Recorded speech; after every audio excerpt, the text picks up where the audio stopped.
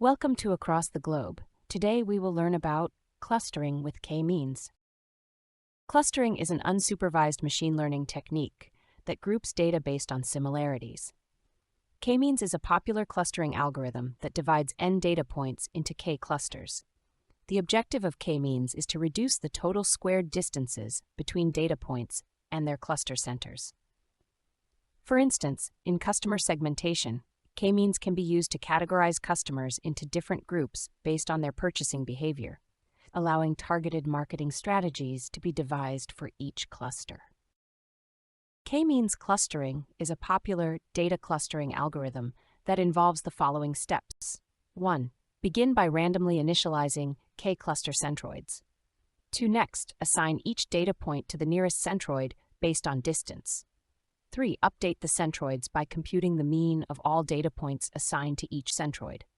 4. Iterate through the assignment and update steps until convergence is achieved, which is when centroids no longer change significantly. For instance, in retail, k-means can be used to segment customers based on their purchase behavior. The algorithm would group customers into clusters with similar purchasing patterns by iteratively updating centroids to efficiently capture distinct customer segments. Similarly, in healthcare, k-means clustering can be applied to segment patient populations based on medical data. By repeatedly assigning patients to the nearest centroid and updating it to represent the mean profile of patients in that cluster, healthcare providers can identify subgroups with specific medical needs effectively. K-means clustering is a popular, unsupervised machine learning algorithm for partitioning data into clusters.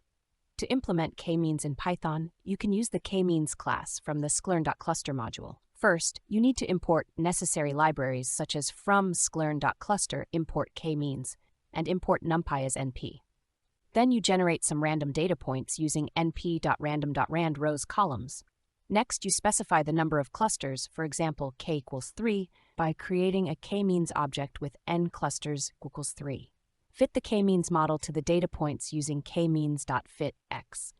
After the model is trained, you can retrieve the cluster labels for each data point with k-means.labels and the cluster centroids with k-means.cluster-centers.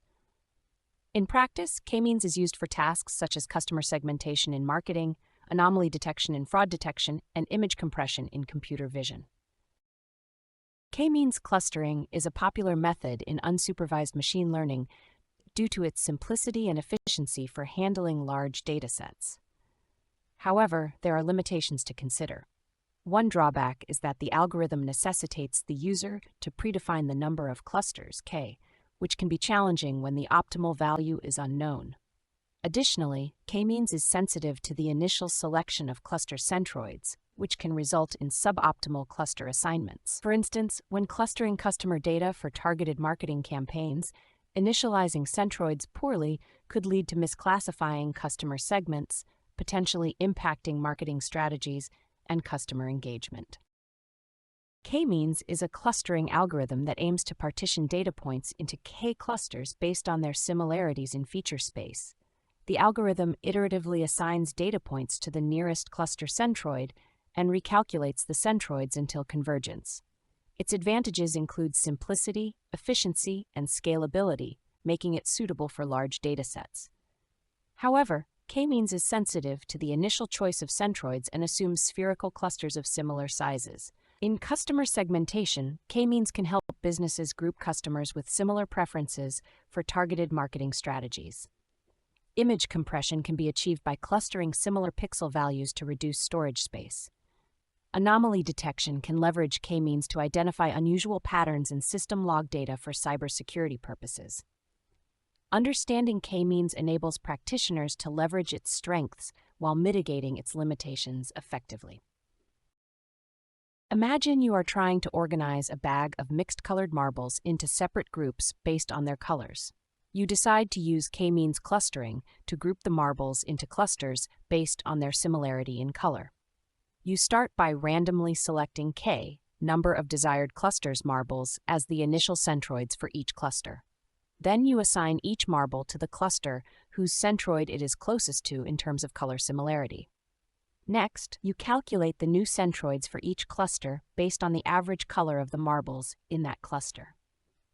You repeat the process of reassigning marbles to clusters and updating centroids until the marbles settle into stable clusters with similar colors.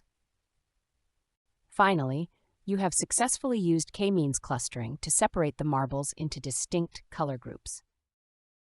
Hey, code conquerors, ready to level up? With scikit-learn ATG, showcase your skills with official course certificates. Just visit our site and start. Need that extra boost?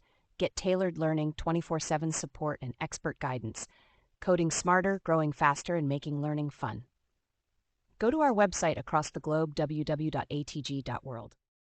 The provided Python code showcases the utilization of k-means clustering to organize colored marbles. Let's delve into the technical narration of this code. 1. First, the necessary libraries are imported, including NumPy for numerical operations, random for random number generation, scikit-learn.cluster for k-means, and matplotlib.pyplot for plotting. 2. A set of random colored marbles is generated as input data. The np.random.rand function is utilized to create RGB values for the marbles, where n_marbles specifies the number of marbles. 3.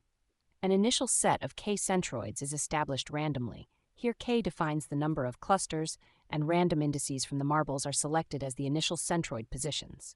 4. K-means clustering is performed using the initialized centroids. The k-means function is employed with parameters including n_clusters equals k, specifying the number of clusters, init equals centroids for initialization, and n_init equals 1 to perform a single initialization. 5.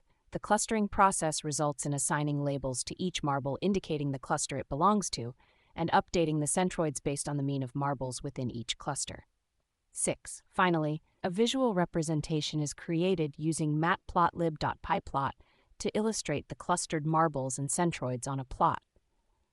Marbles within each cluster are plotted in different colors, and the centroids are marked with X in black.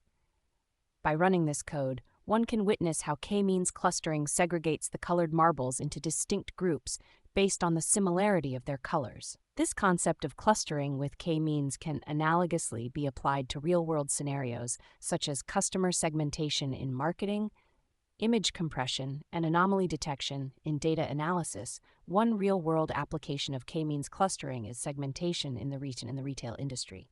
By using k-means clustering on customer data like purchase history, demographics, and preferences, retailers can group customers with similar characteristics together.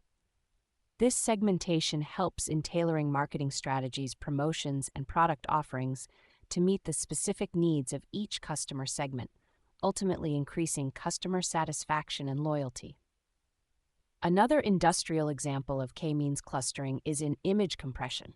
By applying k-means clustering to the color channels of an image, similar colors are grouped together, and then each pixel is replaced with the color of the nearest cluster centroid. This technique reduces the number of unique colors used in the image, leading to significant compression while preserving the visual quality to a certain extent.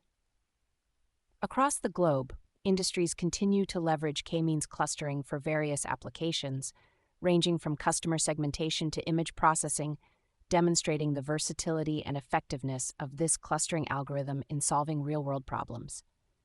Keep learning, stay curious, and I'll catch you in the next video.